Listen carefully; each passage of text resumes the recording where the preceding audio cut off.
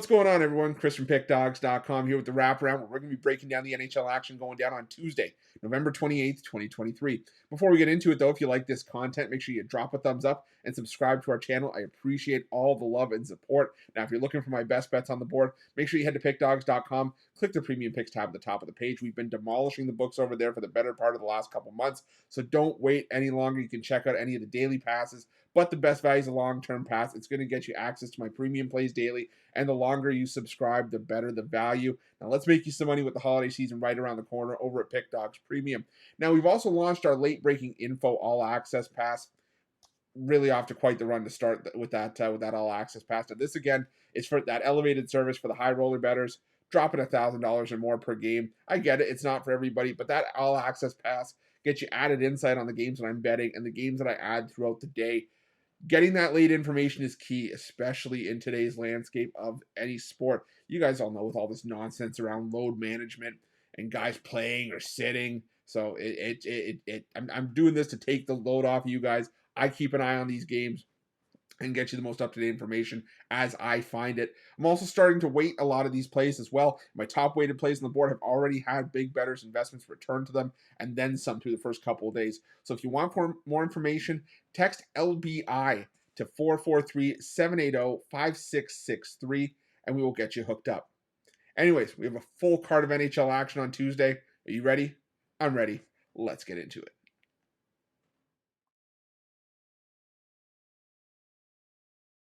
Up first, we head to the Scotiabank Arena, where the Toronto Maple Leafs take on the Florida Panthers. And I'll tell you, as a Leafs fan, this playoff rematch always scares me a little bit, even if it's a regular season, because there are just certain teams that Toronto Maple Leafs have a hard time against. The Panthers have won 5 of the last 6 meetings going back to the last year's playoffs. They won the first playoff rematch back on October 19th by a final count of 3-1. And I think they can get another one here, the Panthers. The Leafs, they're just so inconsistent. They lost the last 2 games of their road trip to Pittsburgh and Chicago.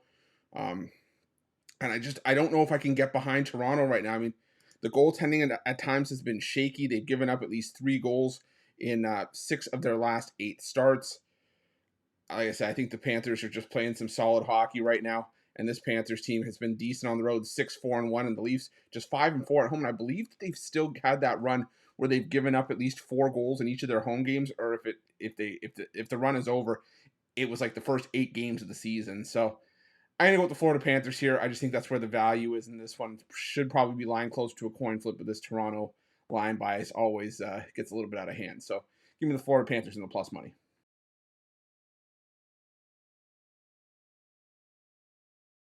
Next, we head to the Prudential Center, where the New Jersey Devils take on the New York Islanders in a Metro Division rivalry. And, the New Jersey Devils, managed to get a win last time out, demolishing the Buffalo Sabres. I went value hunting in that game, and the New Jersey Devils definitely made me pay with their first puck line cover at home this season.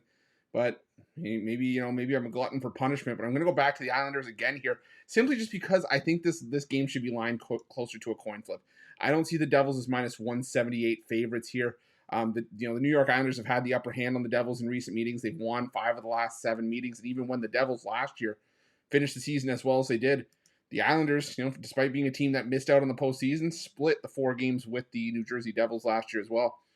I think the Islanders have a definite edge in goaltending, and as long as that defensive style that they like to play holds true, I think they got a great shot to give us some value here. So I'm going to take the Islanders at plus money in this one. Next, we head to the Wells Fargo Center, where the Philadelphia Flyers take on the Carolina Hurricanes.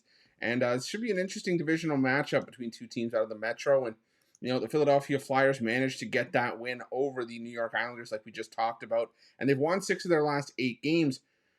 But the thing that has me a little bit sketchy about the Philadelphia Flyers in this matchup is that, over their last 3 games, they've still scored just 3 goals. I don't count that 1-0 win against the Islanders in the shootout, because they got to give the goal to somebody, and they just give you a goal for winning the shootout. But realistically, from open play, the Islanders have scored 3 goals in their last 3 games. And as much as the Hurricanes have had some shaky goaltending performances over the course of the season, the goaltending more often than not as of late has been holding strong, giving up 2 goals or less in the majority of their last 7 starts. Peter Kochetkov and Antti Ranta starting to find some, consistency. Carter Hart, I think, is the better goaltender of the two lineups here, but the Carolina Hurricanes just have the far more trustworthy offense, in my opinion. 15th in goals per game, and they're just rock solid defensively. Allowing the least amount of shots per game as well. So I'm gonna go with the Carolina Hurricanes in this one. Might just be a parlay piece for me at -162, but I'm still going with the Hurricanes here.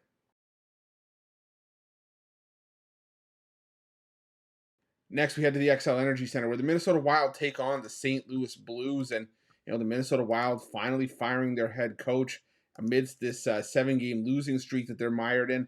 And I know that we saw it with the Oilers earlier this season that when a team fires their head coach, they usually get a jolt for a couple of games, and they maybe snap the losing streak and maybe build some positive momentum before the honeymoon phase kind of wears off. But to me, that doesn't change the fact that the Minnesota Wild, the head coaching, sure, because the coach is always the one that the sword tends to fall on. But the Minnesota Wild have had serious issues all year long that even I don't think the head coaching can fix. They're 31st in goals allowed per game. It doesn't seem to matter who the Minnesota Wild are putting in goal. They're giving up some goals. They gave up 4 to Detroit, 4 to Toronto, 8 to Dallas, 4 to the Rangers over the course of this losing streak. So, they're giving up goals in bunches. And I frankly just don't like what I've seen from the Minnesota Wild so much that, I just can't get to this price. Like I said, I understand the new coach rub, but like I said, that's just not -156, not where I want to be with a team that's lost 7 straight. The St. Louis Blues, they've been inconsistent at times, but they've still won 6 of their last 9 games. They've won each of their last 3 games on the road. I'm going to take the St. Louis Blues and the plus money in this one.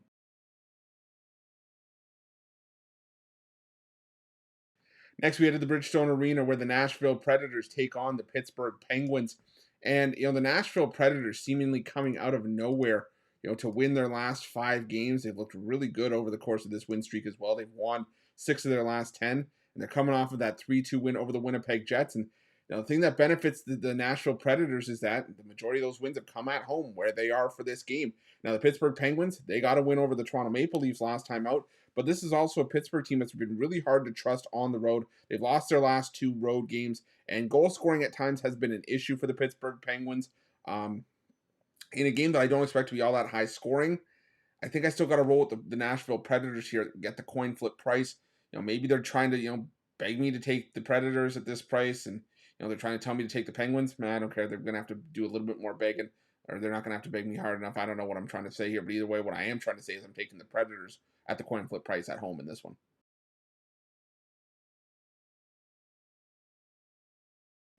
Next, we head to the Canada Life Center, where the Winnipeg Jets take on the Dallas Stars, and this to me looks like a pretty good matchup on paper. I mean, sure, you've got a pair of teams that have given up some goals as of late, and even then, the Dallas Stars have been in some high-scoring games. They are 5-1 to the over in their last 6 games. Just gave up 7 goals to the Calgary Flames in their last matchup, but we know what this Dallas Stars team is. They are a hard-nosed team with some solid goaltending. I know Jake Ottinger's fallen on hard times his last couple starts, but I still think he's got a dark horse chance to win the Vezina, and even if he doesn't, well, I still think he's going to have a really, really good season. And the Winnipeg Jets, well, they've given up 3 goals or less in pretty much each of their last 9 starts, whether it's Laurent Brossoit or Connor Hellebuck.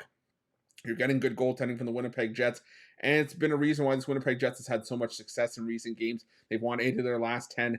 They've hit the under in 3 straight. They've given up 3 goals or less in the majority of those, like I mentioned. So to me, this just feels like a 1st to 3 wins kind of game. Got to go with the under 5.5 in this one.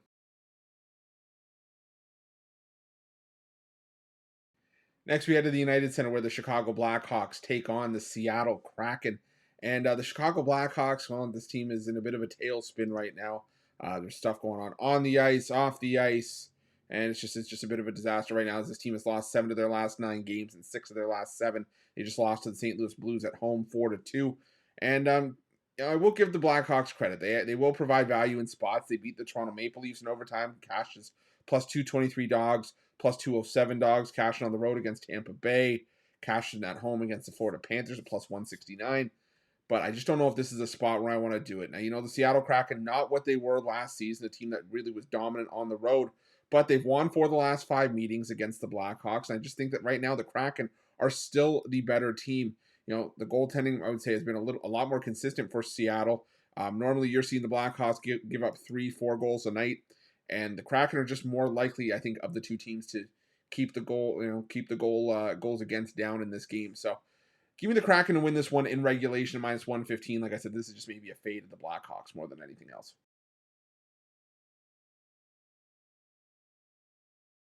Next, we head to the Mullet Arena where the Arizona Coyotes take on the Tampa Bay Lightning.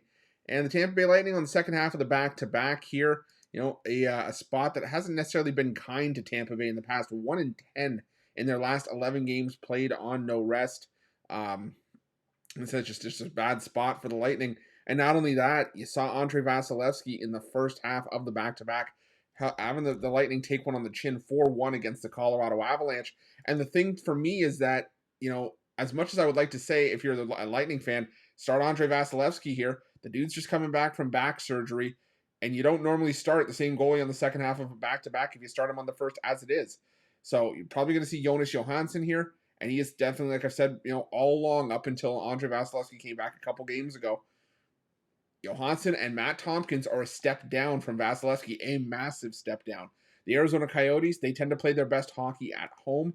They have been inconsistent for a lot of the year, and recently they've lost 3 straight, but they just beat the Vegas Golden Knights on the road 2-0. I think coming back home to Mullet Arena, like I said, where they play their best hockey, I think they're a live dog here. I think the back-to-back spot once again comes back to bite the Lightning here. So give me the Arizona Coyotes at plus money in this one.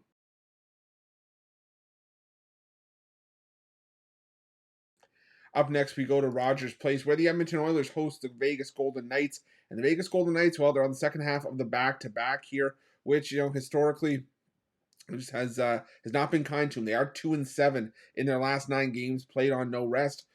But the thing for me here is that, the Vegas Golden Knights, I think, were a little bit unlucky to lose that game to the Calgary Flames on Monday. They jumped up to a 1-0 lead, and they just really couldn't find anything going into the rest of the game. It was 1-1. It went to overtime. They gave up a goal with 5 seconds left to lose that game. And now they got to go take on an Oilers team that, has found some success as of late. They've won 5 of their last 8 games. But I still can't get out of the back of my mind this is an Edmonton Oilers team with some serious goaltending issues that, I still don't think are resolved. Edmonton still giving up 3.7 goals per game, going up against the best defense in the NHL of Vegas, allowing 2.4 goals per game. And while, the Oilers are going to get the benefit of the doubt with guys like Connor McDavid and Leon Draisaitl in their ranks, I still think the Vegas Golden Knights are just the deeper and the better team here. They still have a solid 1-2 punch in goal with Logan Thompson and Aiden Hill. We saw Aiden Hill on Monday, so probably going to see Logan Thompson here.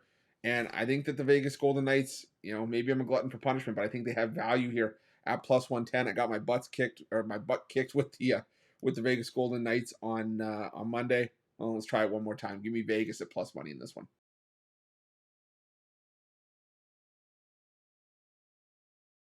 And our final game on Tuesday's card takes us to Rogers Arena, where the Vancouver Canucks take on the Anaheim Ducks. And if you've been following, the hockey series here at Pick Dawgz for a while, you know that when Rod and I were doing our videos together last year, this was what I called the Dr. Seuss game, the Canucks and the Ducks. And we kept just trying to throw out some rhymes and see what we could get to stick in this game. And the times of the years change, but the sentiment is still the same. It's still one of my favorite matchups to talk about, and I'll see what I can come up with here. But the Vancouver Canucks, the loss to the San Jose Sharks was not a good one. They took one on the chin, 4-3 in that game. I was on the Canucks on the puck line, and San Jose got their revenge at home after losing 10-1 in that same building. But man, let's talk about the Ducks. Man, these guys really suck. I mean, they cannot stop any pucks. They've lost 6 games in a row. A lot of those have come on the puck line. And in their last 2 road games, the Anaheim Ducks. See, my brain's all scattered. The Anaheim Ducks have given up 16 goals in their last 2 road games. I gotta think the Vancouver Canucks bounce back here, so I'm gonna take the Vancouver Canucks on the puck line to round things out. That's it. That's all the NHL action for Tuesday, November 28th, 2023. If you like this video, make sure you smash that like button and subscribe to our channel. And also make sure you got notifications turned on to get the newest and most up-to-date content here at Pick Dawgz.